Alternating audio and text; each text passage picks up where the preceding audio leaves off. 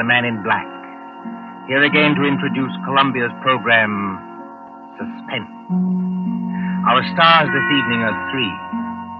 The order of their appearance, they are Walter Hampden, one of the theater's proudest names for two generations, and Susan Hayward and Lee Bowman, two of Hollywood's brightest younger stars. The story called The Dead Sleep Lightly by John Dixon Carr is tonight's tale of suspense. If you've been with us on these Tuesday nights, you will know that suspense is compounded of mystery and suspicion and dangerous adventure. In this series are tales calculated to intrigue you, to stir your nerves, to offer you a precarious situation, and then withhold the solution until the last possible moment. And so, with The Dead Sleep Lightly, and with the performances of Walter Hampden, Susan Hayward, and Lee Bowman, we again hope to keep you in suspense. Ashes to ashes, and dust to dust. Meadowvale Cemetery, not far from New York. Meadowvale Cemetery, on a dim gray morning in early April, when rain forms a mist across leafless trees and white gravestones. You see, over there, the group of silk-hatted gentlemen, each with his protecting umbrella, gathered around an open grave. You see the clay soil freshly dug. You can hear perhaps the creaking of support as the coffin is lowered into its everlasting house, and the droning voice of the clergyman. I am the resurrection and the life, saith the Lord. He that believeth on me, though he were dead, yet shall he live. Live? Quiet, Mr. Templeton, please. What's wrong with old Templeton? Please, sir, remember where you are. She's not alive, I tell you. She's not alive.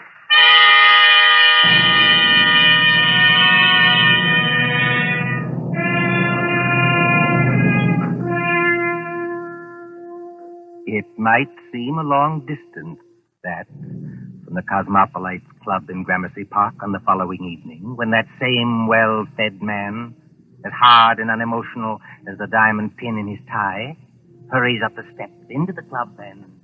What? Yes, Mr. Templeton? Tell me, Mr. Wilmot in the club, do you know? Yes, sir. Don't you see him? See him? Where? In the lounge over there, sir. Sitting by the fire. Yes, of course. I'm a little upset. You're a good fellow, Henry. I won't forget you. Thank you, sir. Excuse me, sir, but aren't you going to take off your hat and overcoat? Never mind my hat and coat. Just tell me one other thing. When I came into the club, was there anybody following me? Following you, Mr. Templeton? Yes, a woman. A woman with a long skirt and a heavy black veil. There aren't many women who wear that kind of dress nowadays, sir. Look out into the street. Do you see anybody? No, sir. There's just, What's that? Oh, that's only the old street musician, sir. He doesn't mean any harm. I won't have that tune played, you hear? I'm used to getting my orders obeyed, and I'm going to have this one obeyed. Here's some money. Go out and tell him to go away. Yes, sir, if you insist, but... Do as you're told and don't ask questions. If anybody wants me, I shall be with Mr. Wilmot. Very good, sir.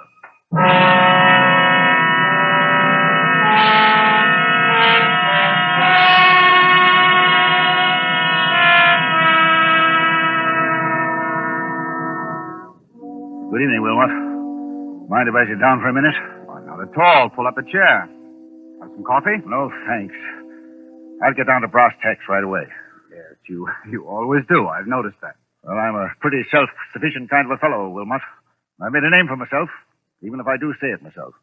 But, well, the fact is, I need advice.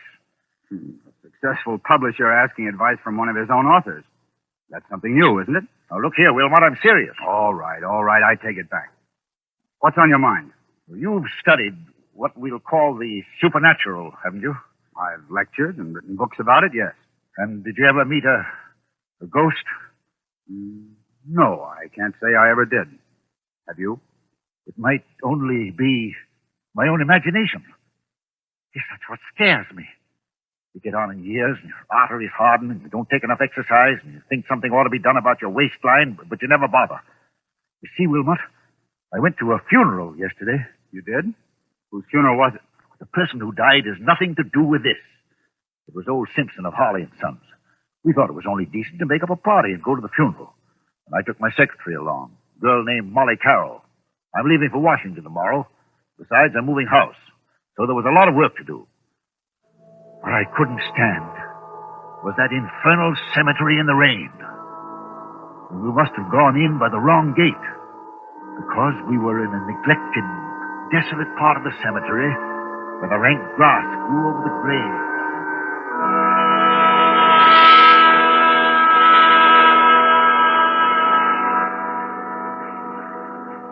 You'll oblige me, Miss Carroll, if you first find out the proper directions of our places. We've come in the wrong gate to the cemetery. Oh, I'm sorry, Mr. Templeton. I thought What you thought doesn't matter now. This is the wrong part of the cemetery. My shoes are absolutely ruined with wet clay. Well, it isn't doing my own shoes and stockings any good either, Mr. Templeton. If there's been any damage to them, Miss Carroll, I'll replace them. You never found me ungenerous, now have you? Well, not exactly ungenerous, no. I'll pay you the compliment, Miss Carroll, saying that you're the best secretary I ever had. Thank you. Yet you want to leave me. Yes, I want to get married. That's what Mr. Barnes is telling me. And who is this paragon of yours? What does he do? Does he make any money? Well, Frank's a radio technician. He's not very wealthy, I'll admit. Wealthy? A radio technician? I'll bet he doesn't make as much as I pay you. Yet you want to get married. Well, is there anything very strange about that? Yes, if it interferes with your career, if it... Good Lord. Look at that. Look at what, Mr. Templeton? Over there, where I'm pointing. You mean that? It's only an old gravestone covered with weeds and brambles. I haven't seen that grave in years. It looks rather neglected. It is neglected, isn't it? Will you go closer, please, and read the inscription? Mr. Templeton, Do as I tell you, please. it says... Let's see if I can get some of these weeds aside. It says... Sacred to the memory of Mary Ellen Cleaver, born September 5th, 1892, departed this life March 25th, 1919. Thou shouldst still be adored as this moment thou art. Let thy loveliness fade as it will. If you lower that umbrella, Mr. Templeton, you'll get soaking wet. Sentimental trash. But she always liked it.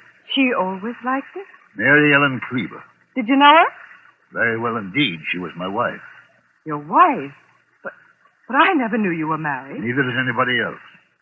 Where's my flask of brandy?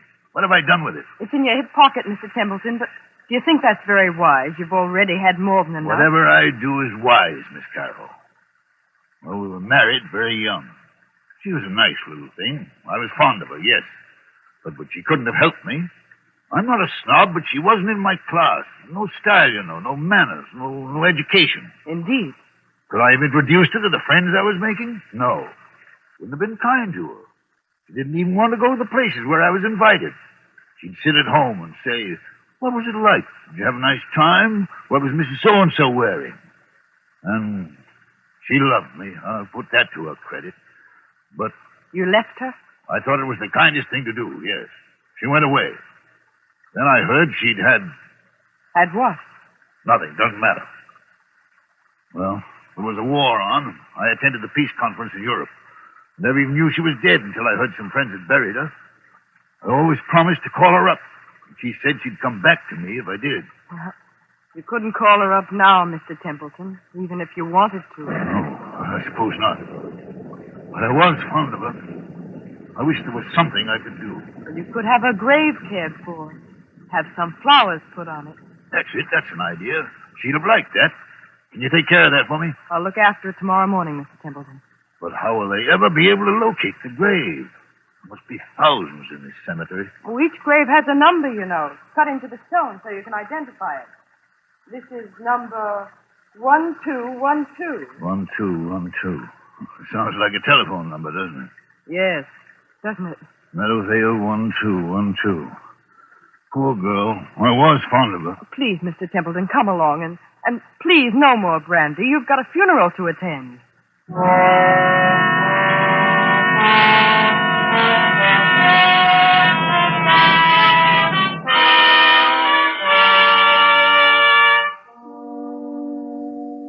Wilmot. The night came. And the horror. What horror? Oh, take it easy, man. There's nothing to worry about. You were sitting here in the Cosmopolites Club. Yes, but I wasn't sitting in the club last night. I was on my way home. And why should that scare you? I don't know, but it did. I'd been jumpy all day.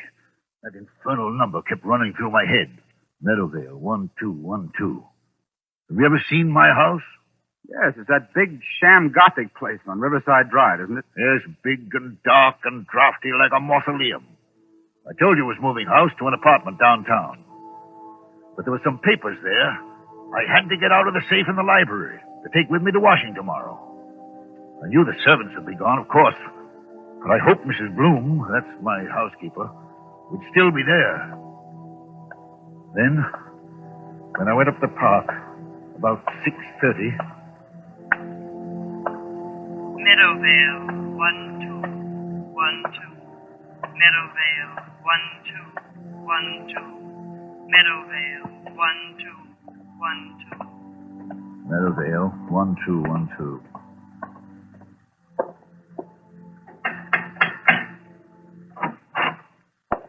Mr. Templeton, this is a surprise. Sorry to trouble you, Mrs. Bloom. I seem to have mislaid my key. The other could have sworn I had it on the key ring this morning. It's no trouble, Mr. Templeton. Only, I hope you're not planning to spend the night here. No, I'm going to a hotel. Why do you ask? Because they've disconnected everything except the electricity and taken away most of the furniture. I haven't touched anything in the library. No, sir. I told them you said to leave that. But it does seem a pity in a way. What seems a pity? To break up a lovely home like this after all these years. Home? This big, ugly picture gallery? It's been a home to me, sir. Well, I've treated you generously, haven't I? Yes, sir. I'm sorry. I've got several hours' work to do, Mrs. Bloom. A whole safe full of papers to sort over. I'm going to the library and... What's that you're hiding behind your back? I'm not hiding anything, sir. All the same, what is it? It's only a music box, sir. I found it in the attic when the moving men were here. If I hadn't known there were, well, no ladies in your life, I'd have said it belonged to one of them. I love to hear them, sir. May I? Mrs. Bloom! Yes, sir. If you don't want me to smash that music box, turn it off. Yes, sir, I'm sure I'd never... I'm going to the library. If you can find any sandwiches and coffee, bring them. Yes, sir. Excuse me.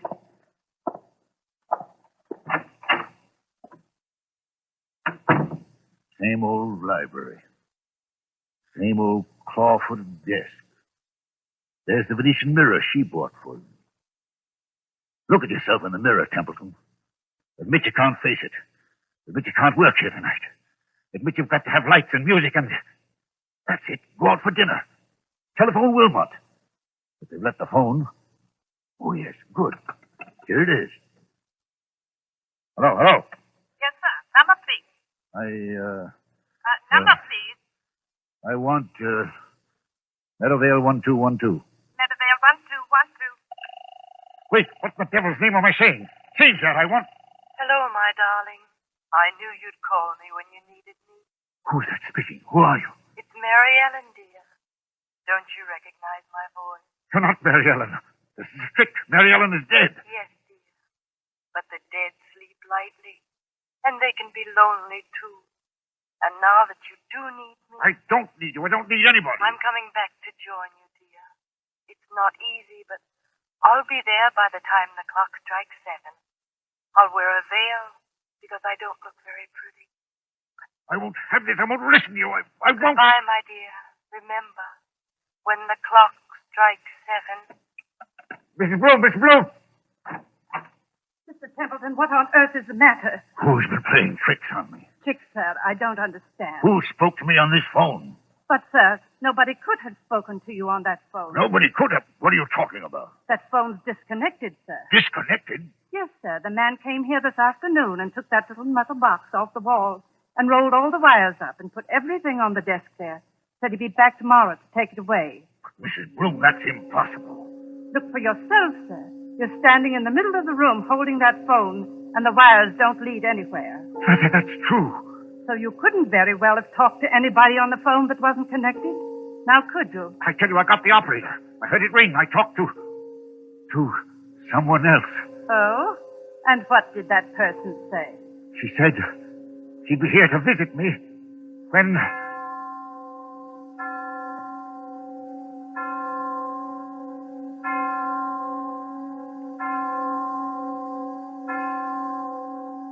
Mr. Templeton, what's the matter?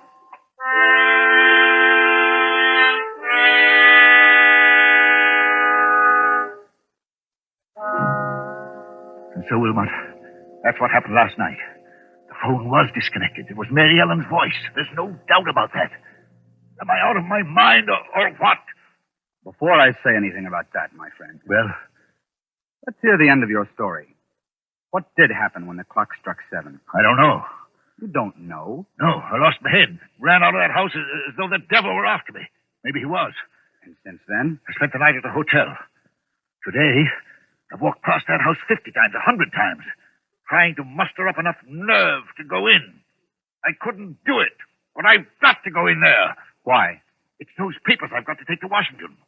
Send somebody else to get them. I can't do that, Wilmot. It's confidential information for the government. I've thought of everything. I've even bought a revolver, see? For the love of heaven, man, put that gun away. You want the other club members to think you have gone insane? Then I thought of you. You know all the tricks of fake spiritualists. You've written about it and lectured about it. Which reminds me, by the way, that I'm lecturing before the Acropolis Club in about 20 minutes. You've got to break that engagement, Wilmot.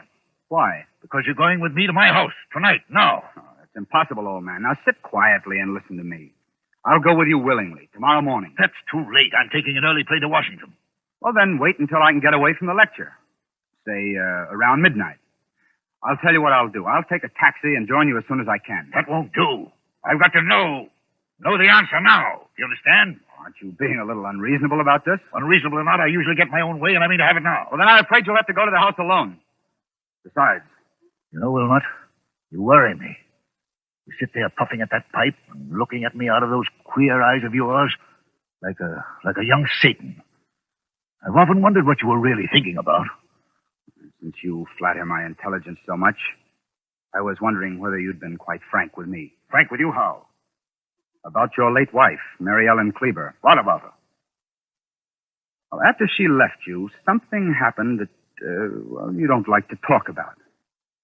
Was there, by any chance, a child, a son, for instance, or... Did you say a son? Yes. I don't know what you're talking about. Well, then let's agree not to understand each other, shall we? Now, are you coming with me or aren't you? I tell you, man, I'll get there as soon as I can. All I can think about is the wet red clay in that cemetery, and the dismal grave in the rain, and what her face might look like if she raised the veil, and what am I going to see in that house? What am I going to see in that house?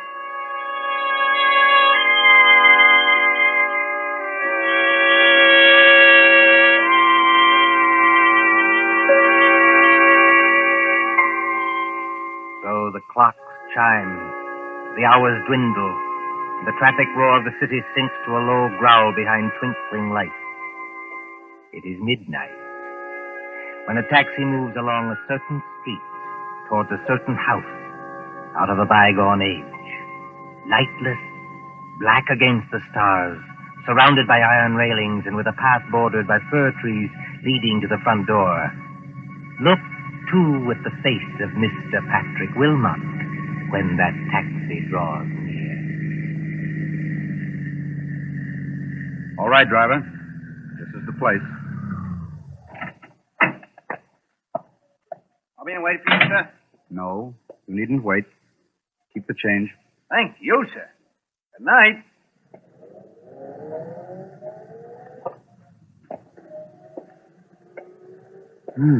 So the front gate is open. And he did go in. And... I beg your pardon.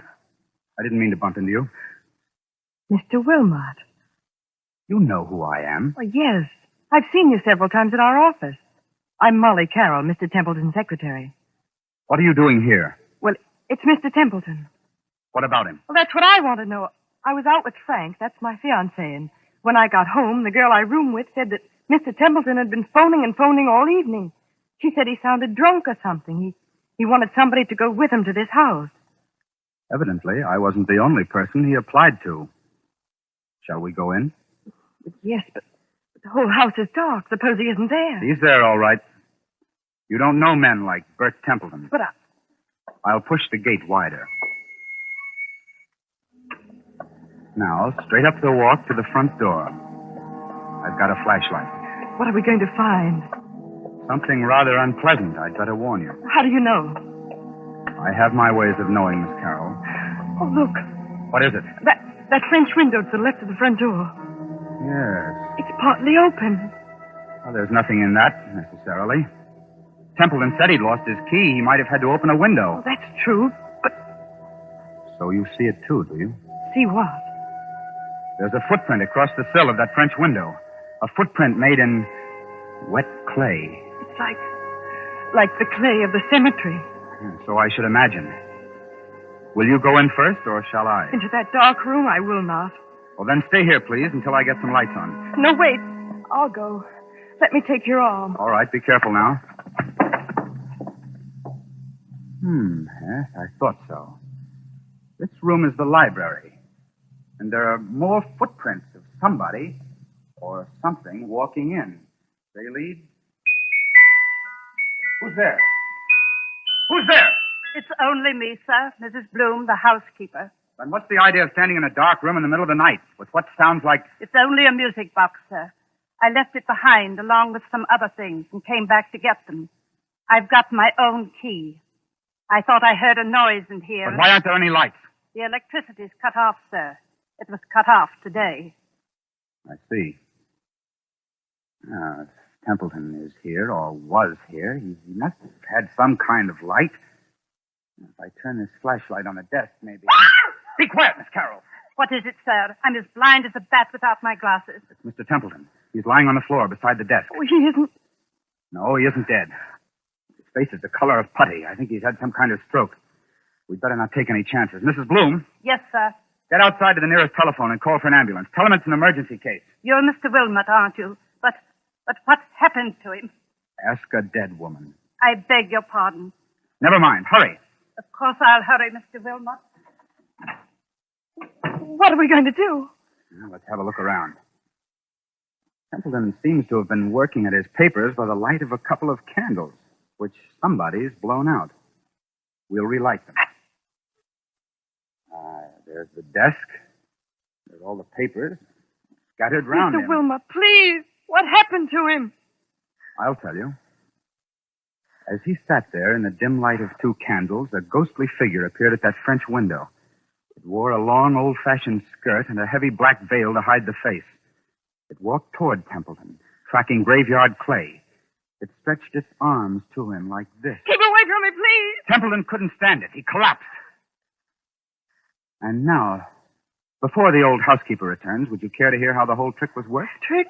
What trick? Have you heard about the ghost voice that talked on a disconnected telephone? Oh, yes. Yes, he said something about it this morning, but I thought he wasn't himself. He wasn't, but he heard it. Remember Mrs. Bloom's story about the telephone man? Yes. They don't send a man round to yank the whole apparatus off the wall, put it on the desk, and say he'll be back for it next day. This man from the telephone company was an imposter. The man from the telephone company was an imposter? Exactly. Oh, look, he's moving his hand. He's trying to open his eyes. Isn't there anything we can do for him? No, there's nothing we can do till the doctor arrives.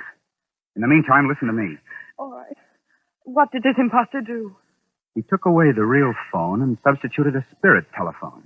You don't know what a spirit telephone is? No, of course not. It's an old device used by fake mediums. You see a telephone without wires standing on a desk, like that one.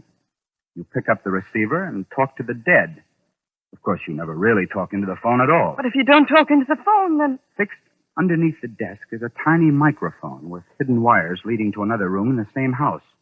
That microphone picks up every word you think you are saying to the phone. Is that clear? I think so. Now, the dummy telephone is really a low-power radio receiving set. Somebody in another room can talk back to you after hearing what you say on the wired microphone. Then, Mr. Templeton... If Templeton hadn't rung Meadowvale 1212, then rest assured that same number would have rung him. Well, then the scheme couldn't fail either way. But, you see, there's one thing in this matter I haven't got quite clear even yet. And what's that? Tell me, Miss Carroll, just why did you work this whole trick? Why did you try to scare your father to death? My father? Templeton is your father, isn't he? That might be rather difficult to prove, Mr. Wilmot. By George, I admire you. Thanks very much. I'm flattered. Expressionless as ever. Eyes as hard and cold and blue and handsome as... Well, make your own comparisons. But I knew you were guilty, of course, when I heard your fiancé was a radio technician. You can leave Frank out of this. Oh, you have scruples. Have I touched you? Nothing can touch me. Not since my mother died. Your fiancé installed the ghost mechanism and took it away today. He probably thought it was only a joke. He did. I swear he did. And the rest of it was plain enough. Who led Templeton to the wrong gate in the cemetery, past that woman's grave? You did. Who was the only one who could have stolen the key to this house off that key ring he took to the office? You were. You needed that key to come and go as you liked and impersonate the two voices on the phone. Is there any need to go on with this? He killed her, you know. You mean Templeton killed your mother? Oh, not with a knife or a bullet or poison. All he did was break her heart. And that's no offense in law. Steady now. Well, I've done what I wanted to do. I've torn his whole rotten life to pieces. And there he is, gasping for breath on the floor. And I'm glad. Oh, God, forgive me. He is my father. Does he know you're his daughter? No, of course not. When I went to work for him as a secretary, he hadn't even seen me since I was a child. But I got near him. I worked for years to get near him. No, I wish I hadn't. Now, look here, you've got to pull yourself together. Why? Who cares? That's the ambulance coming and maybe the police. What do I care? Tell the police what you like. My dear girl, you don't think I'll tell them anything. I'm merely an onlooker. An amateur Satan who doesn't believe in ghost voices. Mary Ellen. What's that? Templeton, his eyes are open. He's trying to get up. Mary Ellen. It's as though he could see something that we can't What's see. that he's got in his hand? It's a revolver. He had one at the club. He's putting it against his chest. I'll stop him. Look out! Look out! Oh, he did love her after all. And now he's tried to join her. Oh, don't let him die. He's all right, Molly. You grabbed the gun just in time. If he doesn't die, I'll make it up to him. I swear I'll make it up to him. I tell you now, he's not going to die. But... Mary Ellen. Mary Ellen. What? Mary Ellen. But what? But what? Mary Ellen. I was just wondering. Is there a ghost in this room tonight?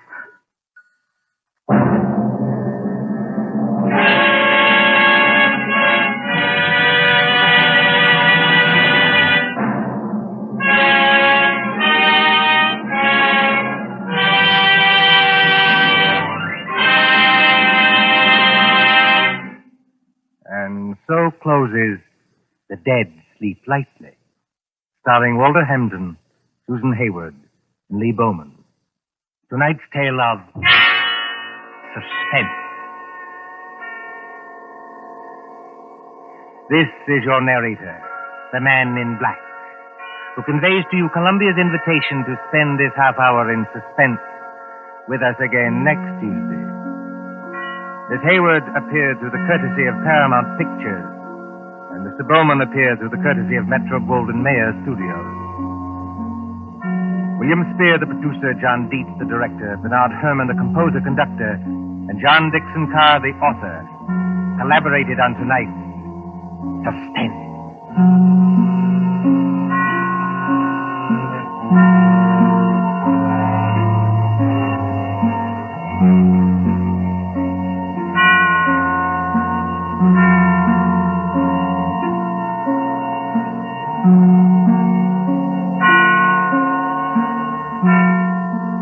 This is the Columbia Broadcasting System.